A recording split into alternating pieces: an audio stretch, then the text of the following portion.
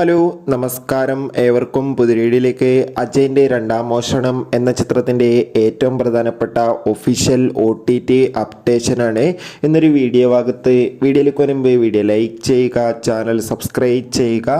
ഈ വരുന്ന ഒക്ടോബർ മാസം ഇനി ധാരാളം ചിത്രങ്ങൾ അങ്ങോട്ട് OTT റിലീസ് ചെയ്യാൻ പോവുകയാണ്. നമ്മുടെ ചാനൽ ഭാഗം പരിശോധിച്ചാൽ നിങ്ങൾക്ക് കാണാൻ വേണ്ടി സാധിക്കുന്നതായിരിക്കും. ടൊവിനോ തോമസ്, ബേസിൽ ജോസഫ് എന്നൊക്കെ പ്രധാന കഥാപാത്രങ്ങളായ ചിത്രമായിരുന്നു അജയൻ്റെ രണ്ടാം മോഷണം.